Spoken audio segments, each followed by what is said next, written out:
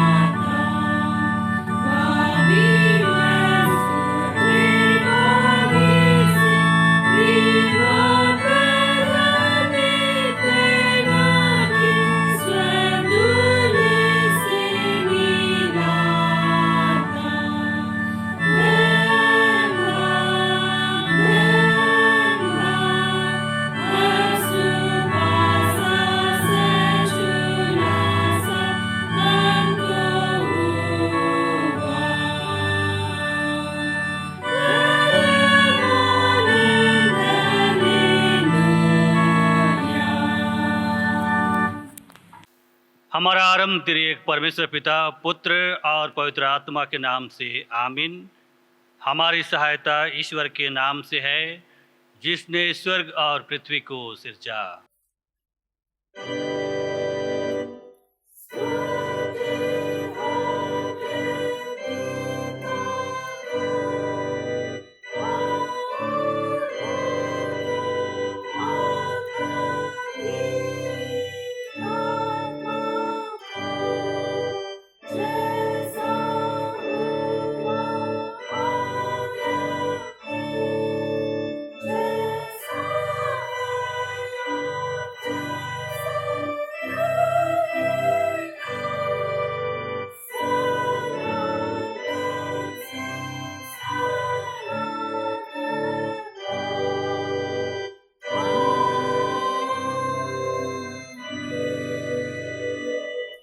हम ईश्वर के सामने अपने पापों को दीनताई से मान लेवें।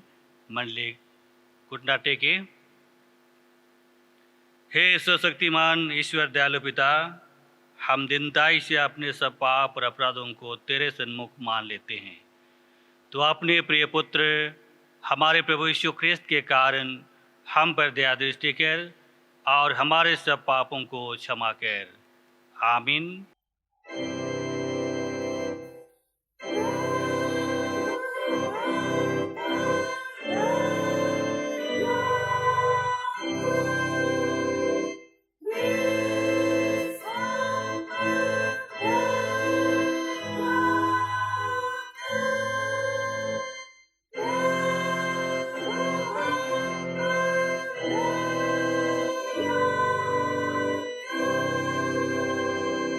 पहाड़ सरक जाएंगे और पहाड़ियाँ हिल जाएंगे, पर मेरी दया तेरे पास से ना सरकेगी और न मेरे कुशल की वाचा हिलेगी।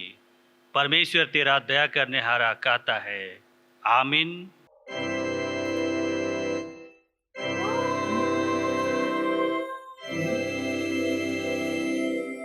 सबसे ऊंचे स्थान में ईश्वर का गुणानुवाद हो।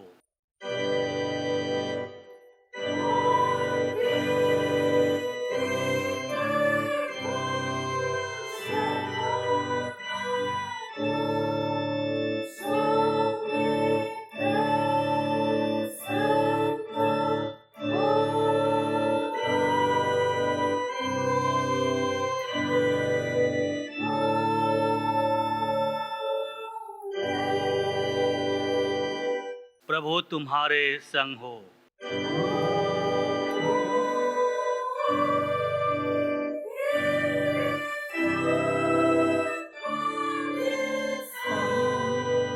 हम प्रार्थना करें।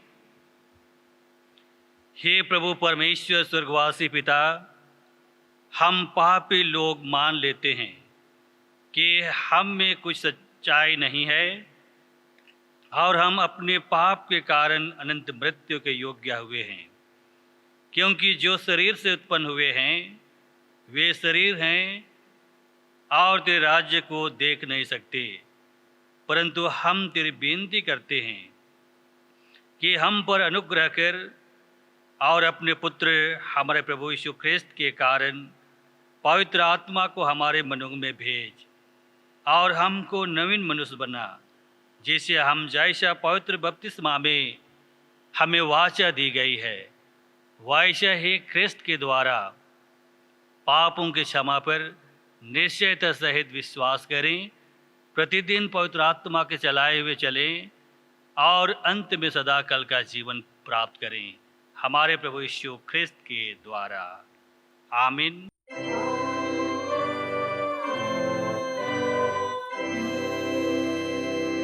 पहला पाठ वचन सुनेंगे जो आज के लिए ठहराया गया है, वह हम सबों को मिलेगा।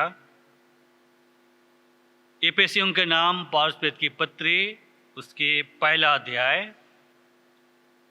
3 पद से लेकर के आगे 14 पद तक। इफिसियों के नाम पौलुस की पत्री उसके पहला अध्याय 3 पद से लेकर के 14 पद तक। इसमें परमेश्वर का वचन ऐसा लिखा है, हम लोग ध्यान से सुनेंगे।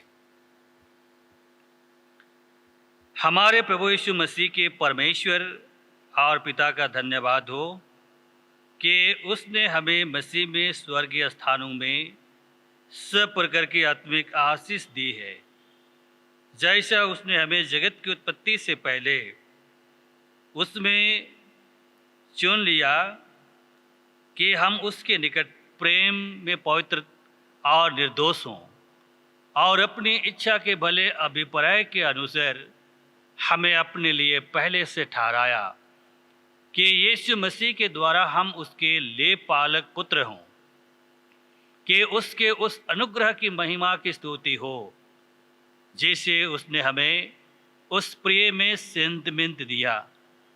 हमको उसमें उसके लहू के द्वारा छुटकारा अर्थात अपराधों की क्षमा उसके उस अनुग्रह के धन के अनुसार मिला है, जिसे उसने सारे ज्ञान और समझ सहित हम पर बहुतायत से किया, क्योंकि उसने अपनी इच्छा का भेद उस भले अभिप्राय के अनुसार हमें बताया, जैसे उसने अपने आप में ठान लिया था कि समयों के पूरे होने का ऐसा प्रबंध हो कि जो कुछ स्वर्ग में है और जो कुछ पृथ्वी पर है, सब कुछ वह मसीह में एकतर करे।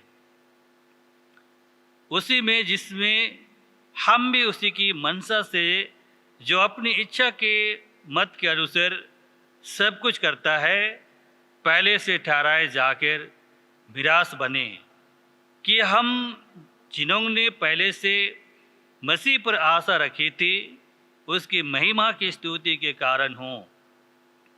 और उसी में तुम पर भी, जब तुमने सत्य का वचन सुना जो तुम्हारे उद्धार का सुसमाचार है और जिस पर तुमने विश्वास किया, प्रतिज्ञा किए हुए पवित्र आत्मा की छाप लगी। वह उसके मोल लिए हुए छुटकारे के लिए हमारी मिरास का बयाना है कि उसकी महिमा की स्तुति हो। आमीन। तेरा धन्यवाद हो है क्रिस्त यीशु। हालेलुया।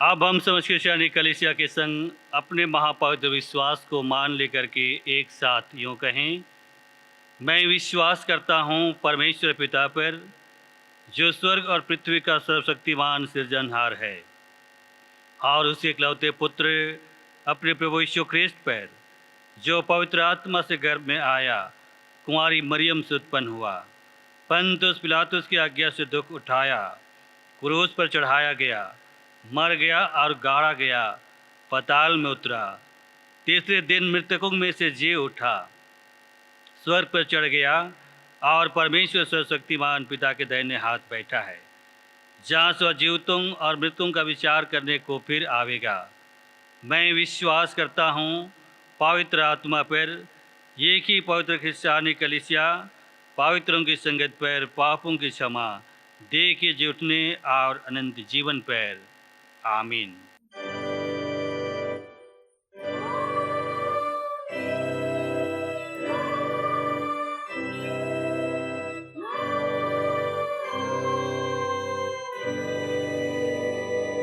हम आराधना का दूसरा गीत गाएं, साक्षीवाणी गीत नंबर 12, साक्षीवाणी गीत नंबर 12।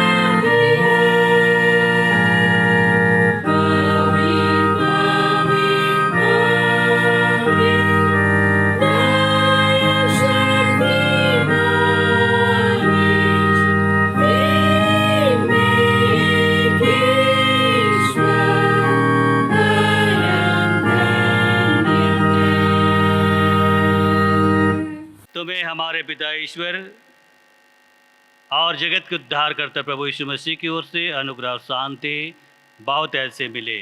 आमीन। हम प्रार्थना करें। हे सर्वशक्तिमान, तीनों लोक के सृजनहार, पालनहार, दयालु पिता परमेश्वर, निश्चय ही तो सृष्टि के आरंभ से तो अपनी सामर्थ से सारे सृष्टि की रचना किया है और ये परमेश्वर प्रभु इस जगत के उद्धार के लिए अपने प्रिय पुत्र यीशु को एक मनुष्य के रूप में भेज दिया है, जिस पर विश्वास करने वाले लोग उद्धार प्राप्त कर सकें। हे परमेश्वर प्रभु, समय की पूर्णता पर तो अपने पवित्र आत्मा को भी हमारे लिए भेज दिया है कि उसके चलाए हम चलें। प्रार्थना करते हैं हमें सामर्थ्य दे कि निश्चय ही आज के वचन को हम मनन चिंतन कर सकें, समझ सकें और अपने अपने हृदय आत्मा में अधिकाई से रख सकें और हम प्रत्येक का जीवन तेरे वचन की शिक्षा के आधार पर होने पाए। प्रार्थना हमारे उद्धार करते यीशु मसीह के नाम से मांगते हैं, सुन और स्वर्ग राज्य में ग्रहण कर। आमीन। आज के लिए उपदेश के निमित्त जो परमेश्वर का वचन ठहराया गया है वह हम सबों को मिलेगा।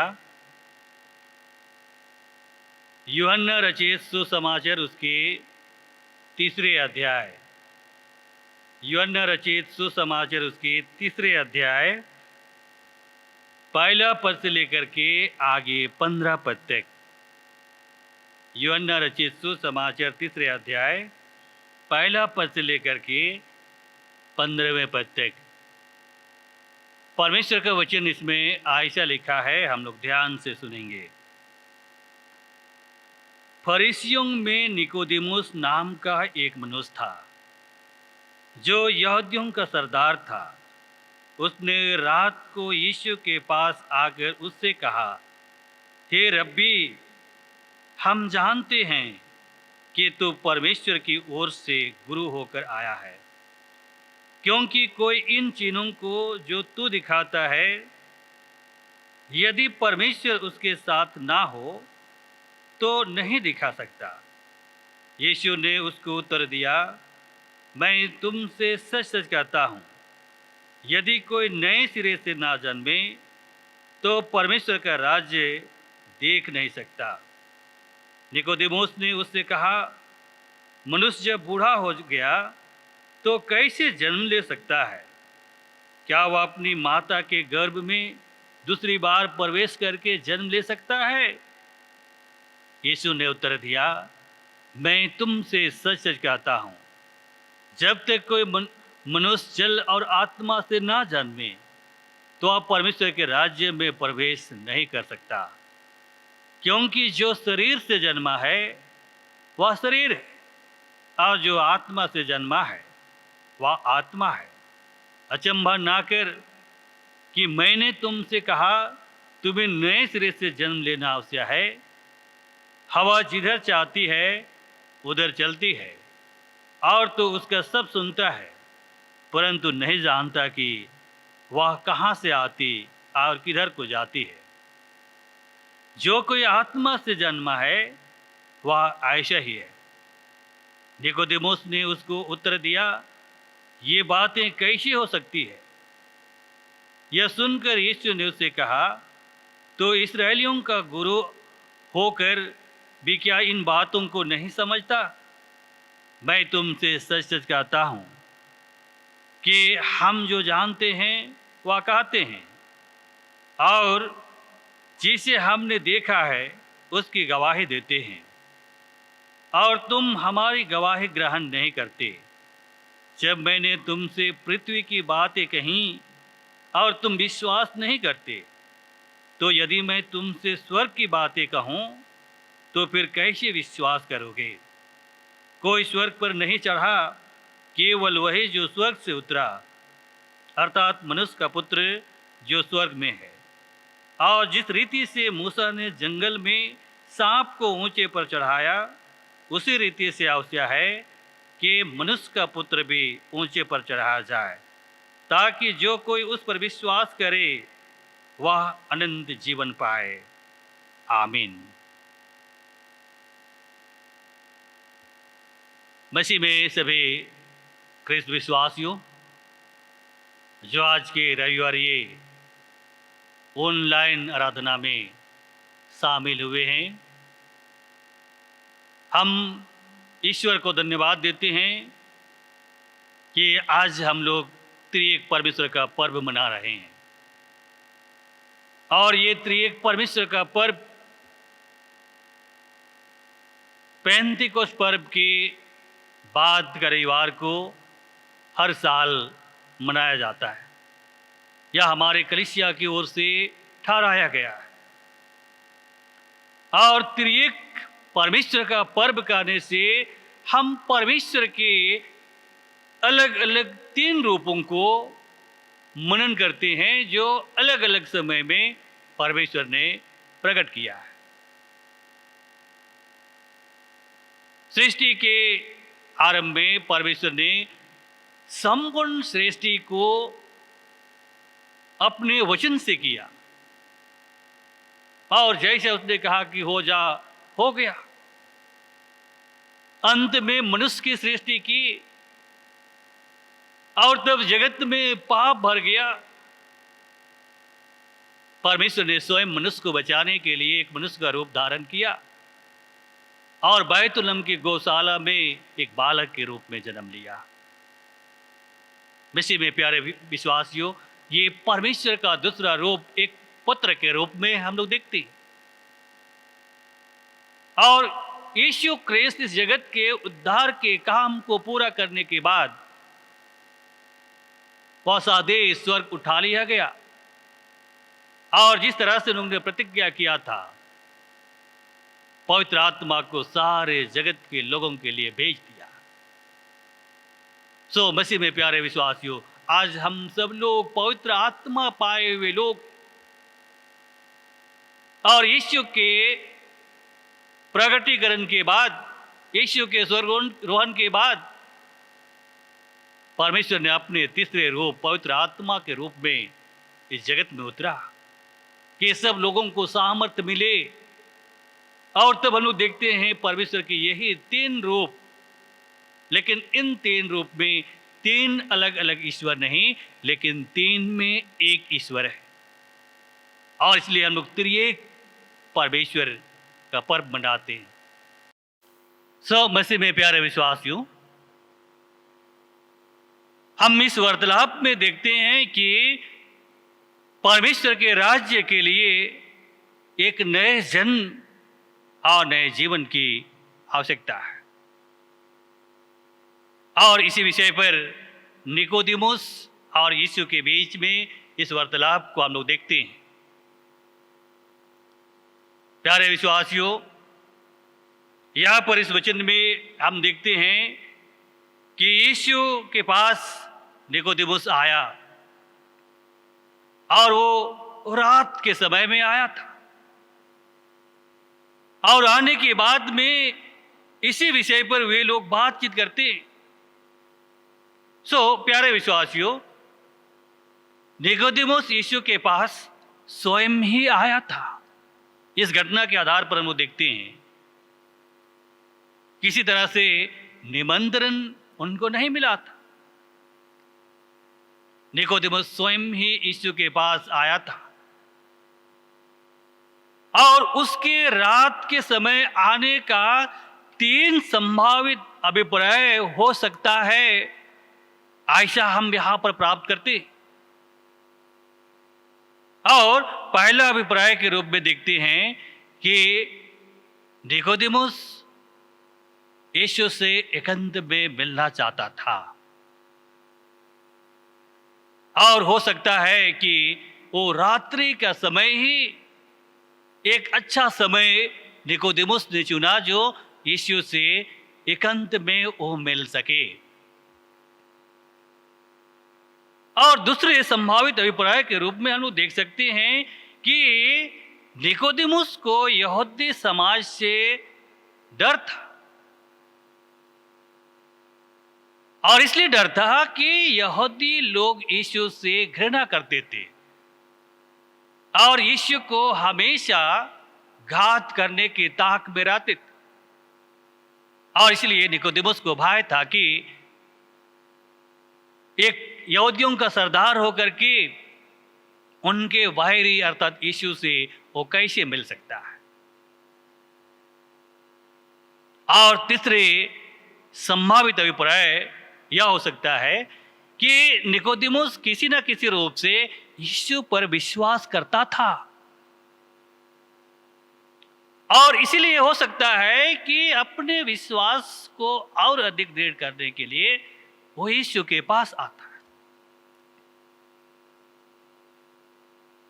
और मसीह में प्यारे विश्वासियों, निकोदेमुस का पहला मंतव्य के रूप में हम देखते हैं यहाँ पर, और वो बताता है कि वो कहता है कि यदि परमेश्वर तुम्हारे साथ ना होता तो ये काम नहीं कर सकता।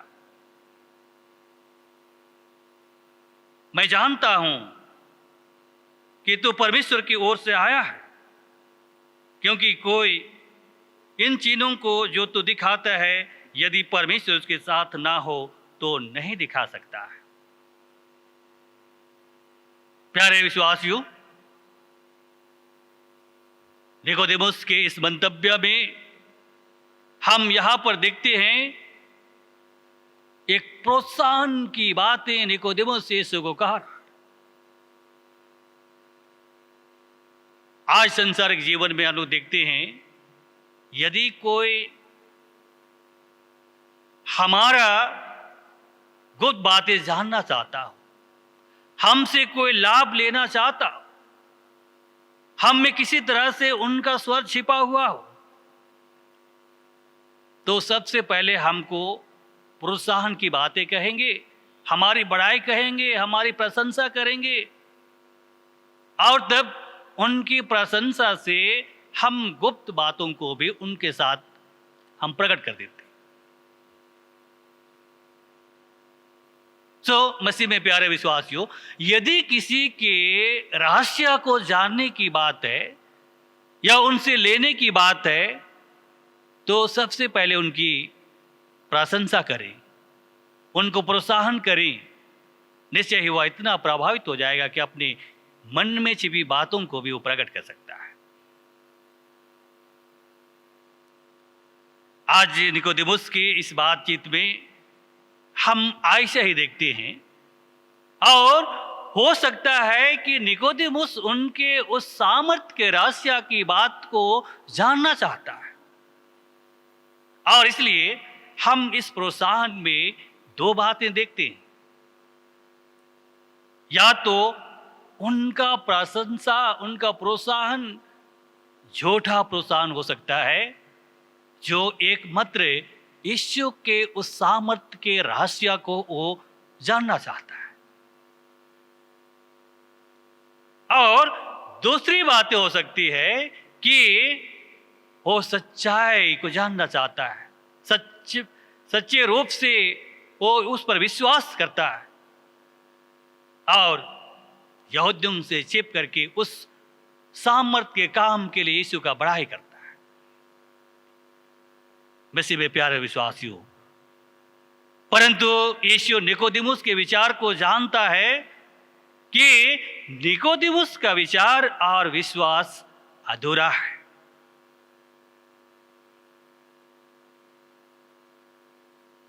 प्यारे मसीह में विश्वासियों, हम पद संख्या 3 में हम लोग देखते हैं कि यीशु निकोदेमुस के इसी अपूर्ण विश्वास को पूर्ण करने का उपाय बताता है,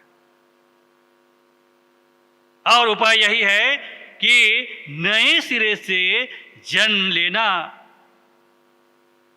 एक जीवन का परिवर्तन करना, जीवन का एक बदलाव करना, और इसके द्वारा से वो परमेश्वर के राज्य में प्रवेश हो सकता है। मसीह में प्यारे विश्वासियों, हम यहां पर देखते हैं कि यदि कोई नए सिरे से ना जन्मे तो परमेश्वर का राज्य देख नहीं सकता। यीशु निकोदेमुस के उस अधूरे विश्वास को दूर करना चाहता है। मसीह में प्यारे विश्वासियों, नए सिरे से जन्म का मतलब क्या है, हमारे लिए क्या अर्थ हो सकता है, हम किस रूप से इसको समझ सकते हैं। क्योंकि नया जन्म का मतलब पुनर्जन्म नहीं, परंतु इसका अर्थ है रीजेनरेशन। अर्थात मनुष्य स्वभाव से पापी है और आत्मिक रूप से वो मृतक, वो परमेश्वर से दूर हो गया, उनका जीवन संसारिकता में भटक गया, संसार के अभिलाषाओं में वो खो गया है और स्वभाव से पापी होने का परिणाम यह है। वैसे में प्यारे विश्वासियों, लेकिन यह नया जन्म वह मोड़ है, वह कदम है, वह परिवर्तन है जो भटके और बिगड़े हुए जीवन को एक नए रूप प्रदान करता है, एक नए सोच, नए काम को प्रदान करता है। और हमारे जीवन के इसी परिवर्तन को नया जन्म या नया जीवन इसमें कहा गया है। पद संख्या 4 में हम लोग देखते हैं, यहां पर निकोदेमुस यीशु से कहता है, मनुष्य जब बूढ़ा हो गया तो कैसे जन्म ले सकता है? क्या वह अपनी माता के गर्भ में दूसरी बार प्रवेश करके जन्म ले सकता है? वैसे में प्यारे विश्वासियों, ये सबसे अच्छा है। हम साधारण रूप से इसका अर्थ देखेंगे तो क्या एक मनुष्य जो एक बार जन्म ले चुका है वो दोबारा जन्म ले सकता है? ये कतई संभव नहीं है कि वो बुजुर्ग होकर के फिर से एक बालक के रूप में जन्म ले। मसीह में प्यारे विश्वासियों, हम यहां पर देखते हैं कि यीशु किस तरह से उनको उस जीवन के परिवर्तन और नया जीवन के विषय में उनको बताना चाहता है। पद संख्या 5 में हम लोग देखते हैं, यीशु उनके सवाल का जवाब देता है, जिसमें जल और आत्मा का उल्लेख है। 5वें पद में हम लोग देखते हैं, यीशु ने उत्तर दिया, मैं तुमसे सच सच कहता हूं, जब तक कोई मनुष्य जल और आत्मा से ना जन्मे तो वह परमेश्वर के राज्य में प्रवेश नहीं हो सकता। प्यारे विश्वासियों, यहां पर जल और आत्मा का उल्लेख जो पवित्र बपतिस्मा की ओर संकेत करता है। इसका मतलब यह नहीं कि बपतिस्मा से नया जीवन मिलता है। प्यारे विश्वासियों, बपतिस्मा तो एक विधि, एक घटना। बपतिस्मा में अपने आप में कोई सामर्थ्य नहीं है कि लोग बपतिस्मा ले लिए और उनमें जीवन का परिवर्तन हो जाए, उनका जीवन नया हो जाए, ये संभव नहीं है। लेकिन यह तो एक घटना है, या यीशु मसीह की आज्ञा है कि तुम सारे जगत के लोगों को परमेश्वर पिता और पुत्र और पवित्र आत्मा के नाम से बपतिस्मा दो। और वैसे में प्यारे विश्वासियों, यीशु के इस आज्ञा को हम लोग पालन करते हैं। और साथ ही हम लोग देखते हैं कि जब यीशु ने बपतिस्मा लिया, उस बपतिस्मा लेने से उस धार्मिकता को पूरा किया और हमारे लिए भी ये आज्ञा दे दिया कि इसी रीति से तुम सब धार्मिकता को पूरा करो।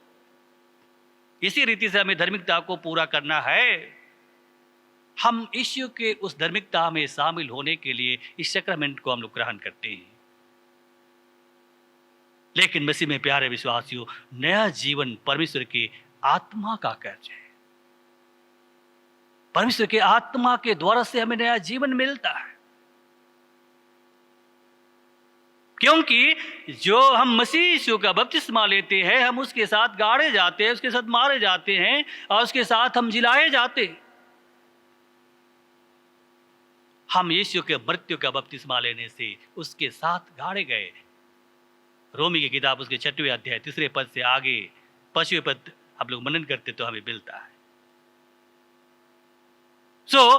ये बपतिस्मा जो है परमेश्वर के आत्मा के द्वारा से एक नई सृष्टि, नए जन्म,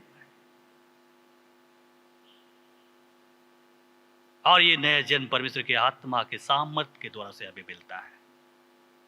प्यारे विश्वासियों, 6वें पद से लेकर के 6वें और 7वें पद में हम लोग देखते हैं, यहां पर लिखा है, क्योंकि जो शरीर से जन्मा है वह शरीर है और जो आत्मा से जन्मा है वह आत्मा है। अचंभा ना कर कि मैंने तुमसे कहा तुझे नए सिरे से जन्म लेना आवश्यक है। प्यारे विश्वासियों, यहां पर वचन में हम देखते हैं कि शारीरिक जन्म और आत्मिक जन्म, 2 प्रकार के जन्म के विषय में यहां पर बताता है। और इन दोनों प्रकार के जन्म में हम लोग देखते हैं कि शारीरिक जन्म मनुष्य का एक बार होता है।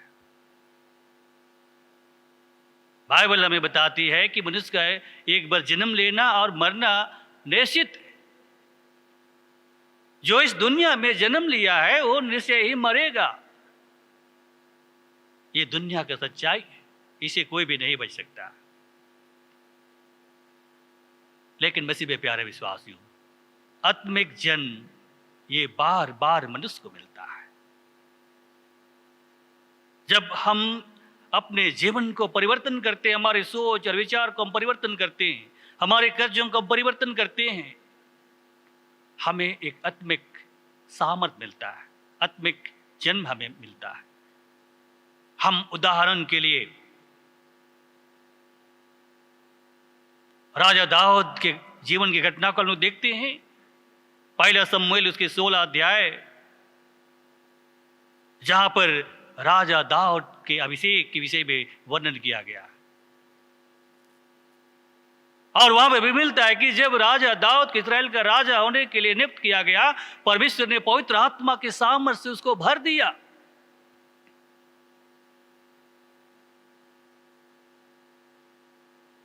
परमेश्वर की आराधना करता था, परमेश्वर का भय मानता था, परमेश्वर का गवाही हमेशा उनको मिलता था।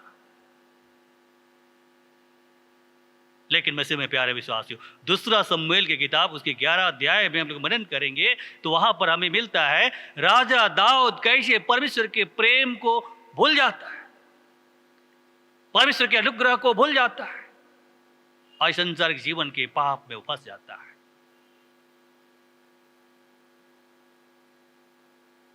बेसेबा को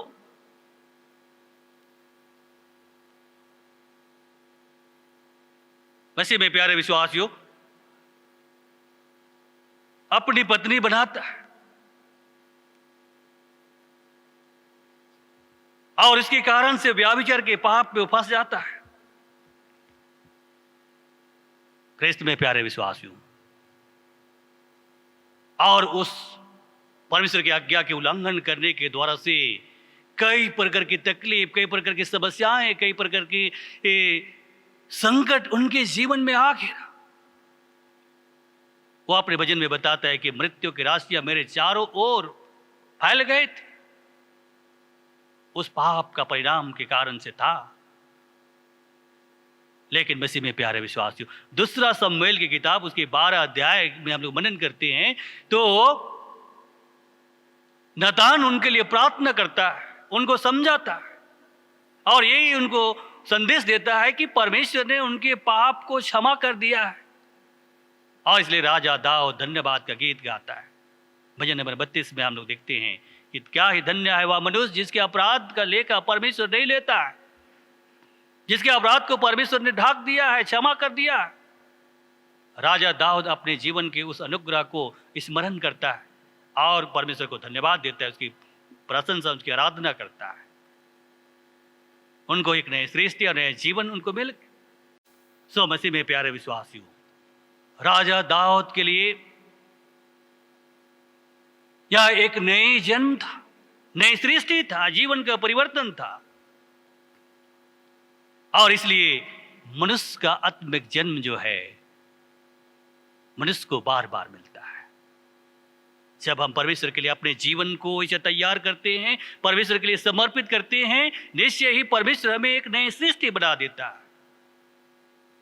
आज हम दुनिया के इस दौड़ में पाप के नींद में पड़े हुए, पाप के कारण से आज हम मृतक हो गए। मसीह में प्यारे विश्वासियों, तौबे यीशु मसीह, तौबे परमेश्वर हम सबों को उस पाप के मृत्यु से बचा करके एक नई सृष्टि बनाना चाहता है। इफिसियों की किताब उसके 14 अध्याय 5वें अध्याय प्रसंग 14 में हम लोग देखते हैं, जहां परमेश्वर का वचन लिखता है कि हे सोने वाले जग और मुर्दों में से जी उठ, तो मसीह की ज्योति तुझ में चमकेगी। प्यारे विश्वासियों, हम यहां पर देखते हैं कि आत्मिक जन्म हमें बार बार मिलता है, और हो सकता है वैसे ही आत्मिक मृत्यु भी हमारे जीवन में बार बार आ सकता है। जब जब हम लोग परमेश्वर के अनुग्रह को इनकार करेंगे, उल्लंघन करेंगे, परमेश्वर के संगति से हम भटक जाएंगे, इस दुनिया के मार्ग को हम लोग चुन लेंगे, तब तब हम लोग परमेश्वर की दृष्टि से एक मुर्दे बन जाएंगे, मृतक हो जाते हैं। सो प्यारे विश्वासियों, परमेश्वर का वचन इतना समर्थी है, परमेश्वर इतना दयालु है कि हम मुर्दों को, हम मृतकों को वो जिलाता है, एक नए सृष्टि दे करके, नए जीवन दे करके। और इसीलिए रोमी की किताब उसके 6वें अध्याय 3 से आगे हम लोग पढ़ते हैं तो वचन लिखता है कि जो मसीह यीशु का बपतिस्मा लिया, उनके मृत्यु का बपतिस्मा लिया, उनके मृत्यु का बपतिस्मा लेने से हम उसके साथ गाड़े गए, हम उसके साथ जिलाए गए, और उनके साथ, उनके समानता में हम लोग जुट गए। सो प्यारे विश्वासियों, परमेश्वर का वचन हमें एक नई सृष्टि देना चाहता है, नए जीवन देना चाहता है, हमारे जीवन में एक अद्भुत परिवर्तन और बदलाव हमें देना चाहता है। पद संख्या 8 से आगे 15वें पद में हम लोग देखते हैं तो यहां पर हमें मिलता है, हवा जिधर चाहती है उधर चलती है, और तो उसका सब सुनता है, परंतु नहीं जानता कि वह कहां से आती है और किधर को जाती है। जो कोई आत्मा से जन्मा है वह ऐसी ही। निकोदेमोस ने उसको उत्तर दिया, ये बातें कैसी हो सकती है? सो मसीह में प्यारे विश्वासियों, हम इससे 8वें पद से लेकर के आगे के वर्णन में भी हम लोग देखते हैं कि यहां पर हवा और आत्मा का वर्णन है। 5वें पद में जल और आत्मा का वर्णन था, 8वें पद से आगे हवा और आत्मा का वर्णन, और ये हवा और आत्मा दोनों जीवन है। ये दोनों शब्द एक ही यूनानी शब्द के दो अर्थ हैं, और इसलिए हवा और आत्मा दोनों अदृश्य है। हवा हमें दिखाई नहीं देती, यहां पर भी बताता है, वचन में हम देखते हैं कि हवा जिधर चाहती है उधर चलती है, और तू उसका सब सुनता है, परंतु नहीं जानता कि वह कहां से आती और किधर को जाती है। और मसीह में प्यारे विश्वासियों, आत्मा भी वैसे ही है। ये दोनों अदृश्य है, ये दोनों निराकार है, इसमें कोई आकार नहीं, लेकिन दोनों इतना समर्थ है कि दोनों के द्वारा से बड़े बड़े परिवर्तन आ सकते हैं। प्यारे विश्वासियों, अभी अभी हम सबों ने अम्फन चक्रवात के विषय में हम जानते हैं, और ये चक्रवात कितने तेज रफ्तार से हवा चली, कितने पेड़ गिरे, कितने घर गिर गए, कितने तहस नहस हो गया। वो हवा जिधर चाहती थी उधर चलती थी। कितना ताकत वो दिखाता हुआ, कितना विनाश को लिया। मसीह में प्यारे विश्वासियों, और इसलिए ये हवा जो है समर्थी है, और परमेश्वर का आत्मा भी ऐसे ही समर्थी है। और मनुष्य के जीवन में एक अद्भुत चक्रवत ले आता है, एक अद्भुत परिवर्तन को ले आता है। और कितनों भी मनुष्य का जीवन कठोर हो गया है, कितनों भी मनुष्य का जीवन विनाश हो गया है, बर्बाद हो गया है संसारिकता के जीवन में, लेकिन परमेश्वर का सामर्थ उनको मुलायम बना देता है, दिन और नंबर बना देता है। परमेश्वर के सामने वो दिन बना देता है। सो मसीह में प्यारे विश्वासियों, आत्मा और हवा में जीवन है, और इसलिए शारीरिक रूप से हवा के बिना और आत्मिक रूप से आत्मा के बिना दोनों मृतक हैं। हवा के बिना हम शारीरिक रूप से मृतक हैं, और वैसे ही आत्मा के बिना हम आत्मिक रूप से मृतक हैं। और इसलिए इसी वचन को निकोदेमुस को यीशु बताना चाहता है। निकोदेमुस का जीवन उस पुराने जीवन के आधार पर है, और यीशु उनके उस पुराने जीवन को, पुराने स्वभाव को, पुराने विचार को बदलना चाहता है। क्योंकि आत्मा के बिना मनुष्य आत्मिक रूप से मृतक हो गया है, और इसलिए इस मृत्यु से हर एक मनुष्य को जाग उठने की आवश्यकता है, जिलाए जाने की आवश्यकता है। और ये केवल हम यहां पर देखते हैं, अंत में यीशु विश्वास के द्वारा से इस वचन का अंत करता है। मसीह में प्यारे विश्वासियों, अंत में यीशु निकोदेमुस को यह शिक्षा देता है कि ये सब कुछ जो है विश्वास के बिना संभव नहीं, और इसलिए निकोदेमुस को यदि नया जीवन प्राप्त करना है तो यीशु पर विश्वास करना है, और विश्वास के द्वारा से ही नया जीवन को प्राप्त कर सकता है। और इसलिए नया जीवन पाने का उपाय है सब प्रकार के पुराने स्वभाव को त्यागना, पुराने काम, पुराने आदत, बुरी संगति, बुरे बातचीत, सब कुछ को परित्याग करना। जैसे पहला कुरिन्थ के 5वें अध्याय पर संख्या 17 में लिखता है, यदि कोई मसीह यीशु में है तो वह नई सृष्टि, पुरानी बातें बीत गई, देखो सब बातें नई हो गई। पुरानी बातें बीत गई, जो पुरानी स्वभाव था, पुराना काम था, ये खत्म हो गए, ये दूर हो गए, और एक नए स्वभाव का निर्माण हुआ है। और वही मसीह यीशु में नई सृष्टि है, नया जीवन है, नया जन्म है।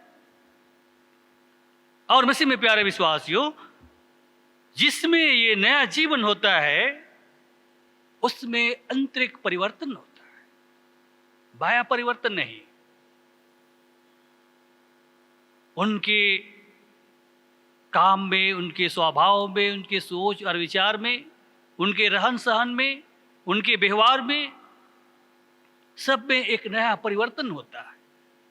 और इसीलिए इस नया जीवन का चिन्ह है उनके आंतरिक परिवर्तन, आंतरिक स्वभाव का परिवर्तन।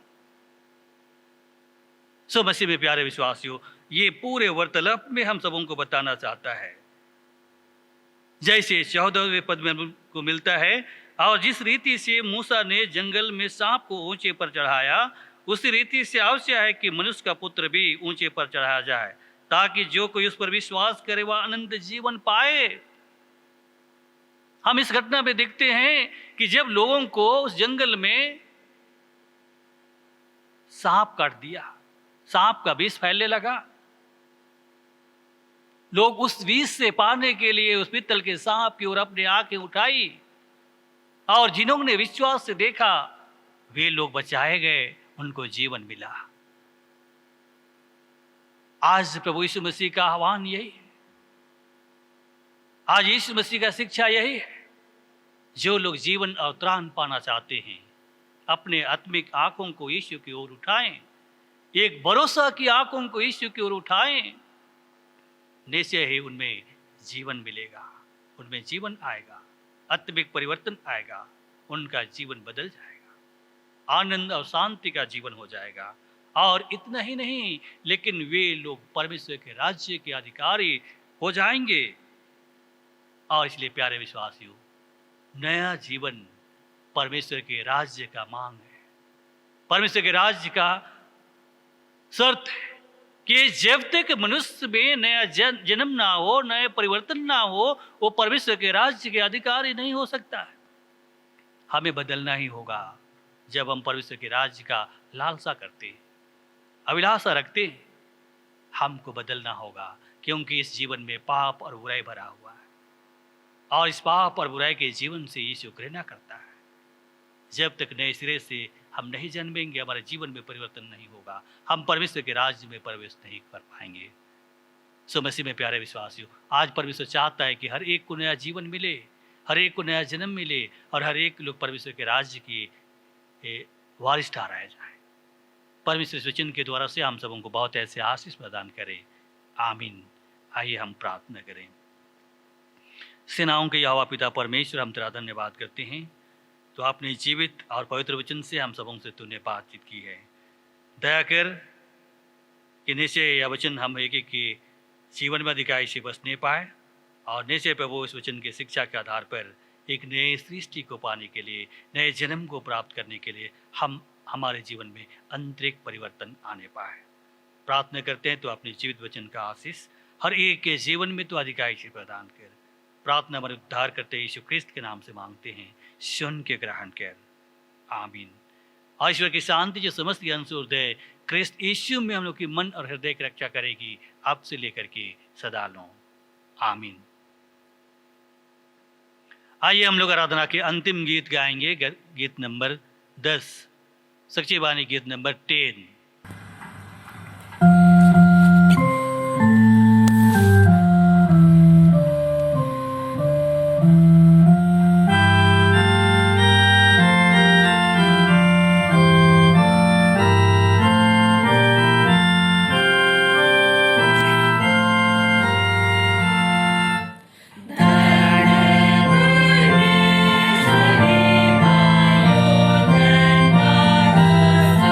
Bye.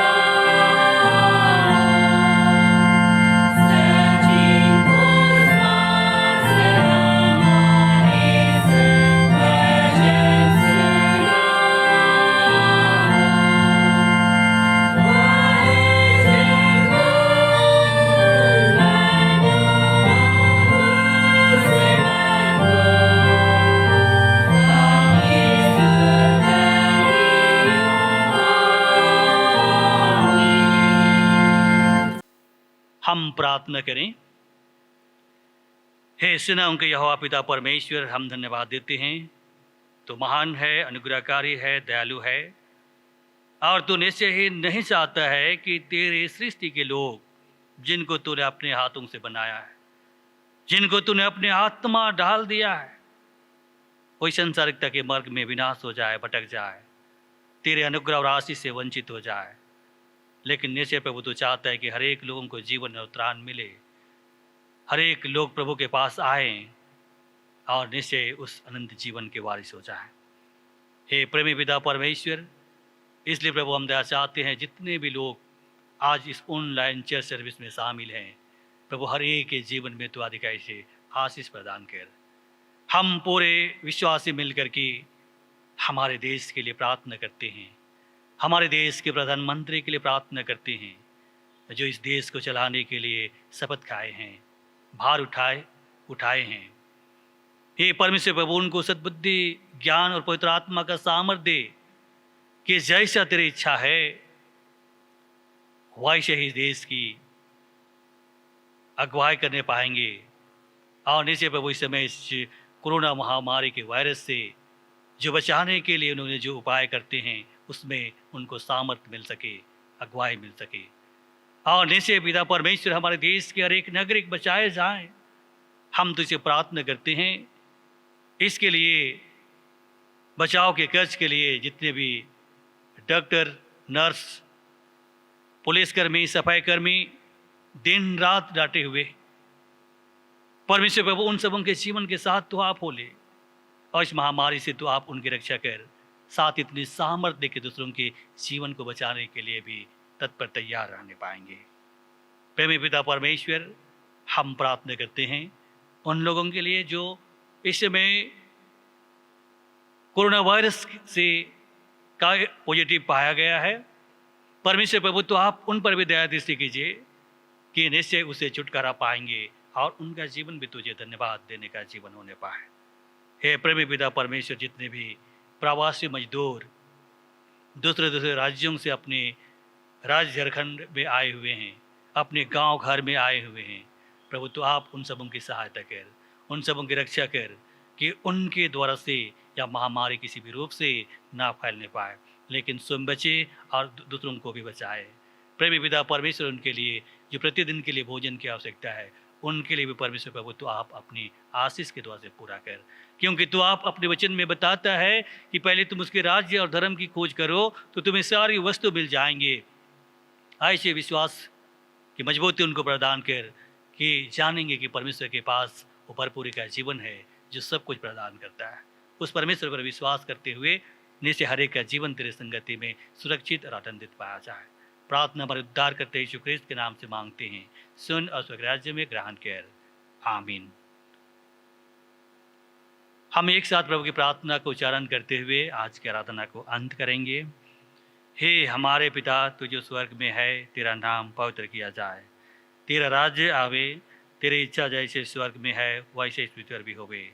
हमारी प्रतिदिन की रोटी आज हमको दे, और हमारे अपराधों को क्षमा कर जैसे हम अपने अपराधियों को क्षमा करते हैं, और हमको परीक्षा में मत डाल परंतु बुराई से बचा, क्योंकि राज्य और पराक्रम और महिमा सदा तेरे ही हैं, आमीन।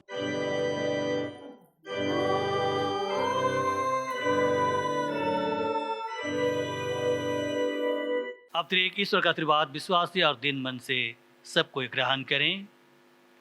परमेश्वर तुझे आशीष दे और तेरी रक्षा करे।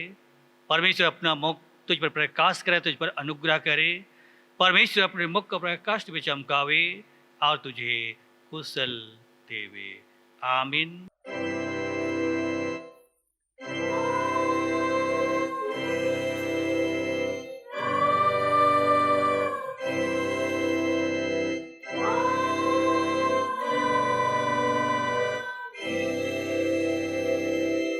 यीशु है।